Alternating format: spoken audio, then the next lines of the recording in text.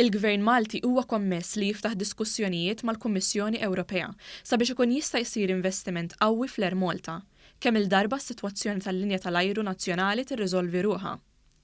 Żvela dan il-Ministru Konrad Mizzi meta mistoqsi minn One News dwar l-aħħar żviluppi fit-tilwima bejn l-Unjen tal-Bdoti l-Alpa u l-Air Malta.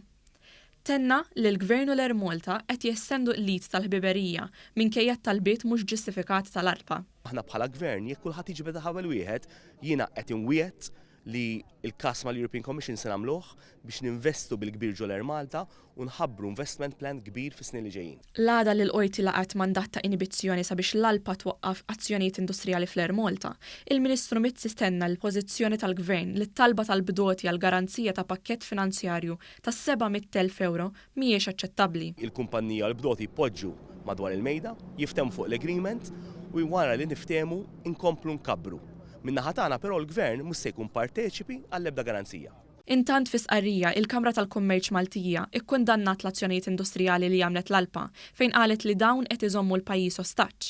Bil-Ministru Mizzi jisħaq li kulħadd irid jiġbed ħabel wieħed għal ġid tal-ħaddiema tal-Air Malta u pajjiżna. Kulħadd irid jiġbed il-ħabel tiegħu kemm b'rispett tal-poplu Malti wawċi, kemm b'rispett tal-kumpanija nnifisha l-lejal tal-eha u rispett ukoll għall-ħaddiema l-oħrajn li mhumiex pilots ukoll. Matul il-jum irreaġixxiet ukoll l-Assoċjazzjoni Maltija għall-Lukandi u Ristoranti l-MHRA fejn qalet li t-talbiet tal-Bdoti mhumiex raġonevoli u li għandhom jifqu hekk kif dawn mhux biss qed jagħmlu ħsara lil membri fih dan l-MHRA iżda jaf ikunu ta' ħsara għall-ekonomija Maltija.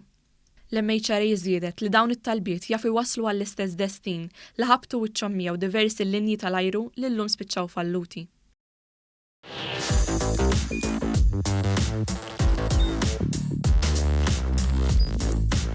Idħol fuq one.com.mt u hemmhekk tista' tara l-programmi kollha li jxandru fuq One permezz ta' One Play.